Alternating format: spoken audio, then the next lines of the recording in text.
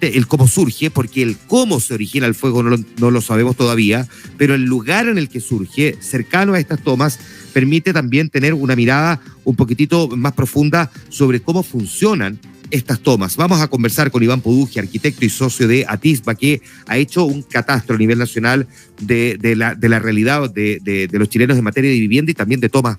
Iván, queremos agradecerte el que hayas atendido la llamada de Infinita en esta transmisión especial. ¿Cómo estás? Bienvenido, buenos días. Buenos días, Juan Manuel, buenos días. Hola, Iván. Muchas gracias, Iván. Alguien podría decir que estas son las clásicas tragedias anunciadas, ¿verdad? Siempre hemos sabido que los principales focos de riesgo de incendio son justamente y particularmente en la quinta región y en la zona de Viña y Valparaíso las tomas, pero hay un montón de ingredientes agravantes, esta tormenta perfecta que se da por condiciones meteorológicas que vuelven todavía la situación aún más de riesgo. Descríbenos un poquitito cuál es esa realidad, Iván.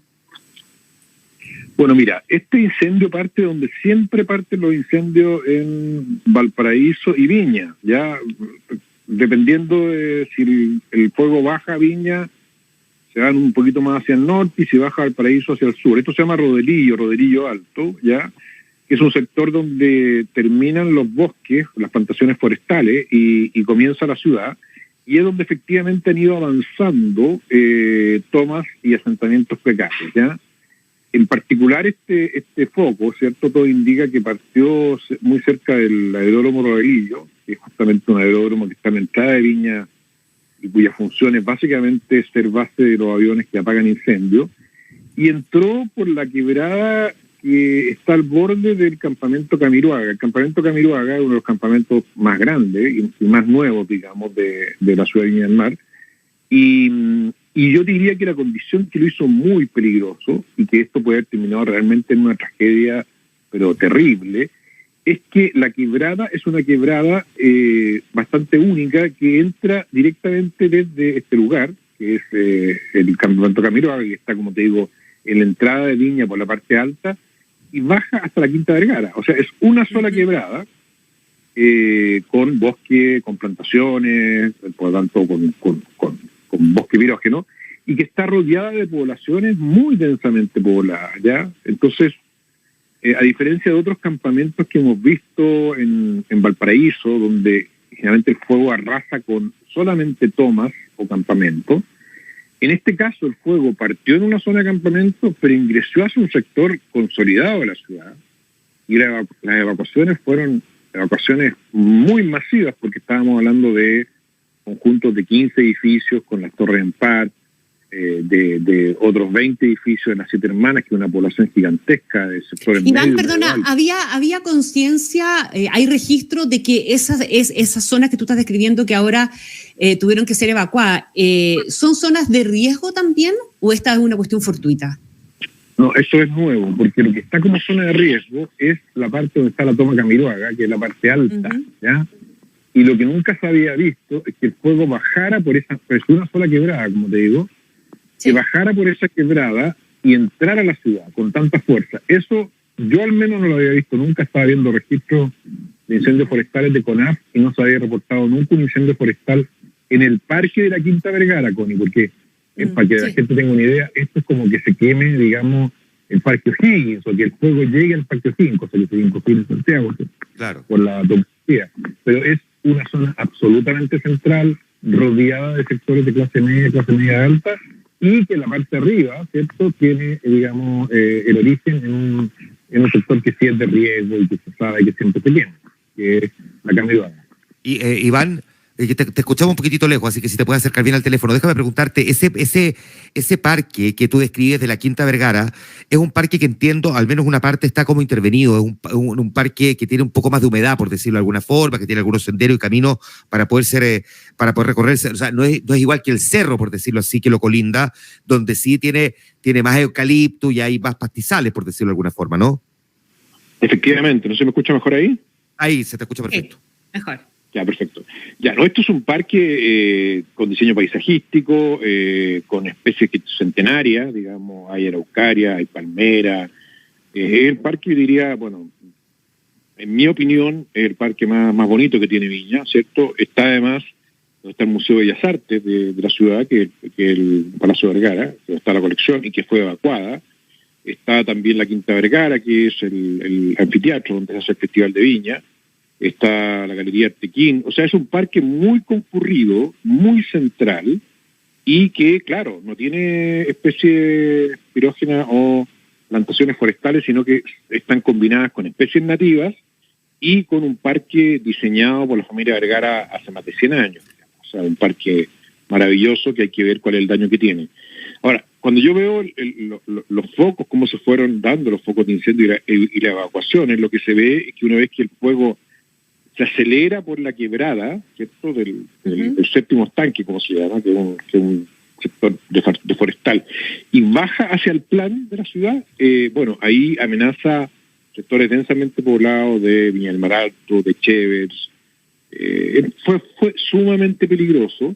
Y además otra dificultad que había es que como los bomberos subieron para atacarlo por arriba, porque como te digo, esta quebrada entra a la ciudad desde la parte más alta, el plan quedó sin cobertura. Y como los evacuados tienen casi todos autos, se saturó la red vial. Entonces fue muy difícil para los bomberos llegar a controlarlo en el sector de la Quinta Vergara. Por eso es que yo quiero ver cuál fue el daño que se hizo. Creo que la alcaldesa Rivamonti hizo una buena gestión de riesgo, avisó súper tempranamente y con mapas indicó cuáles eran las poblaciones que había que evacuar. Así que yo creo que afortunadamente eso evitó que esto, y la providencia, digamos, evitó que esto se propagara hacia zonas que son, te insisto, muy densamente pobladas y sin campamentos, sin material ligero. Déjame preguntarte, Iván, porque se suele decir insistentemente, y de hecho nosotros hemos estado en una cobertura ininterrumpida desde ayer a la tarde-noche, que las quebradas siguen teniendo esta lógica de convertirse en basurales espontáneos, donde se acumula una gran cantidad de escombros, muchos de ellos que son altamente inflamables, que combinado, digamos, a la naturaleza propia, ¿no? Y fundamentalmente a los pastizales que crecen en ese lugar, hacen de esto, literalmente en este caso, no pasto seco, y que arden muy rápido. ¿Sigue siendo un problema entonces el que se convierta en parte de las quebradas en basureros espontáneos, que la gente va a arrojar allí escombros? Sin duda que sí, es un problema, porque además estas quebradas, que eran plantaciones forestales, fueron ocupadas por asentamientos de gran tamaño. O sea, insisto, la Toma Camiroaga, que tiene 1000 familias, está en una lengüeta, porque estas son como las puntas de los cerros, ¿ya? Y las quebradas es donde inevitablemente, por la composición del campamento, siempre cae basura, siempre se acumula basura, sobre todo cuando se urbanizan precariamente. Además, se urbanizan en sectores que, si uno mira fotos históricas, siempre se han quemado, ¿ya?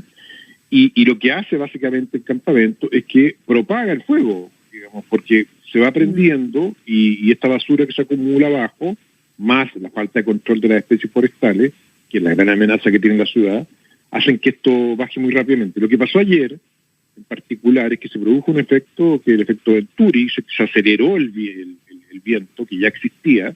Recordemos que acá la combinación fatal es viento, calor y poca humedad. Siempre ha sido terrible en el Gran Valparaíso. Bueno, acá se acumuló eso, y entró y se aceleró por la quebrada de la Quinta Vergara y bajó muy rápido la ciudad. Por eso en 6 horas ya había recorrido el fuego.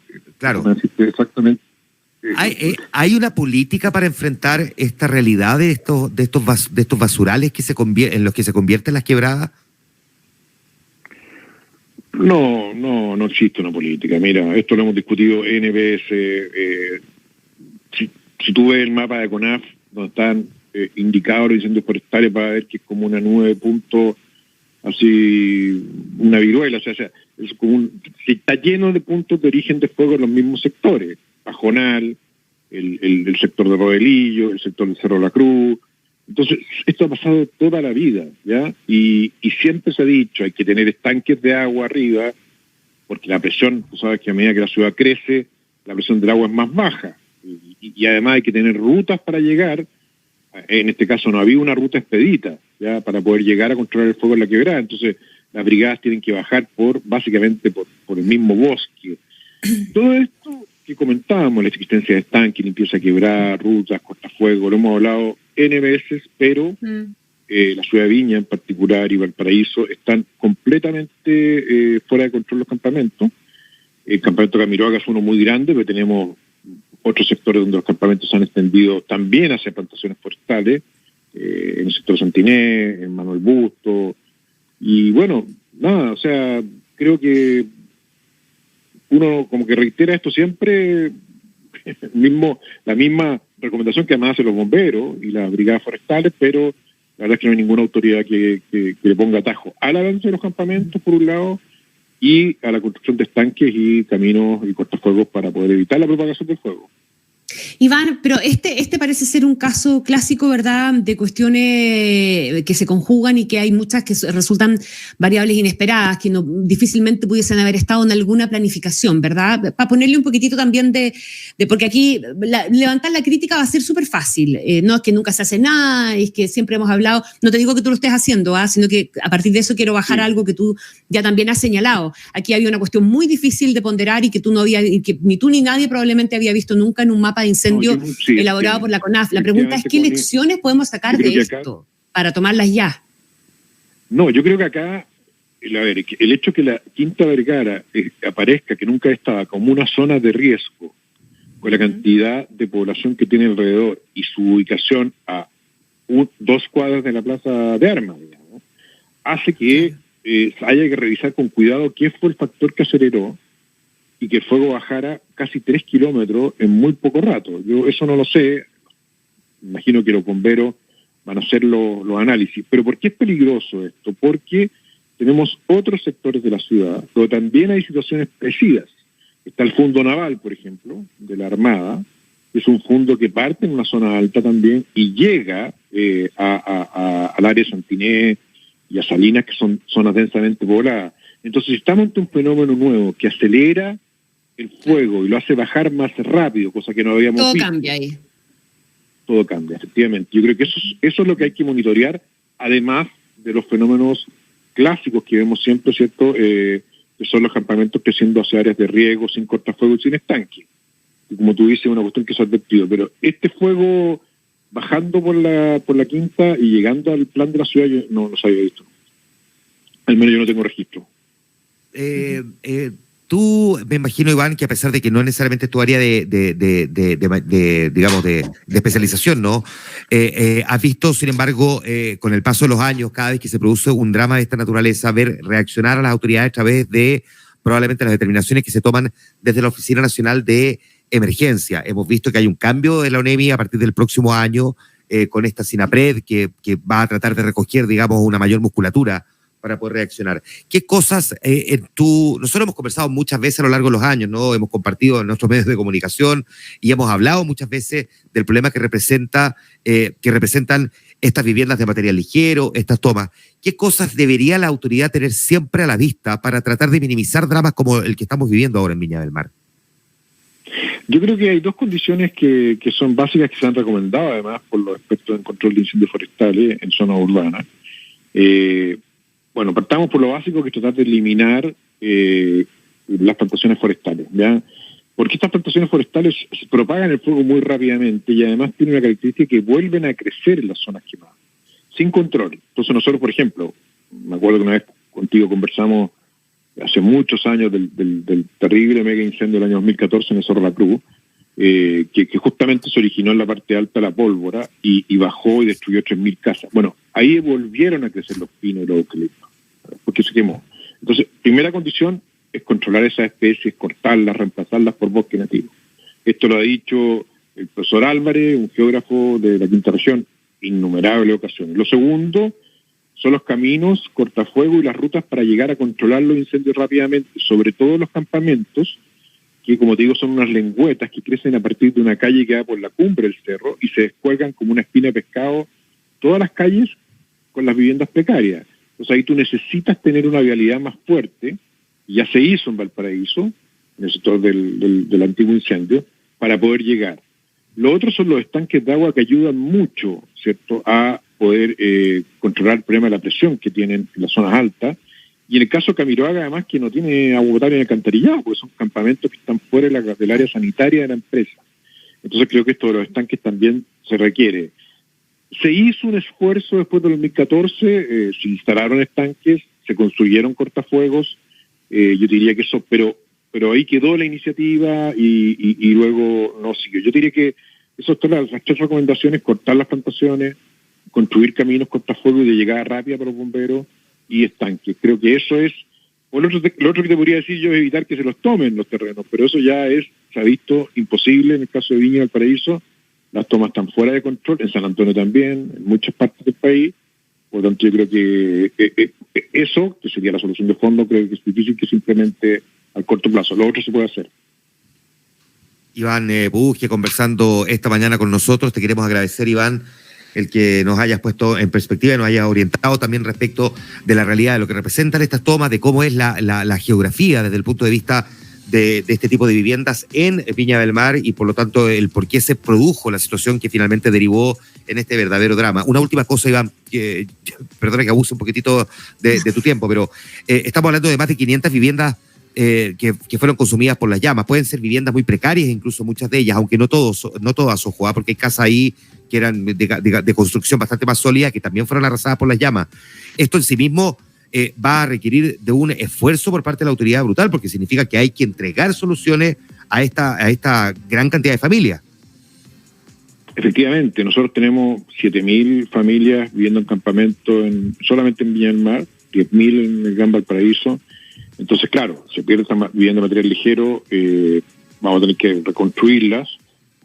No tengo claro todavía el catastro, pero sí, es una situación muy dramática, porque estas familias ya viven en una situación precaria, entonces ahí se pierden todos los enseres, ¿ya? Y de hecho la alcaldesa ahí estuvo muy bien cuando dice: evacúen ahora, solos, y además la gente, Juan Manuel y Connie, evacuó por la Quinta Vergara, porque como no hay caminos por la población hermana, son como 15 edificios, literalmente sacaron sus cosas y bajaron por la propia quinta para llegar al plan, porque no había forma y eso era antes que el fuego llegara, y el fuego terminó llegando al lugar.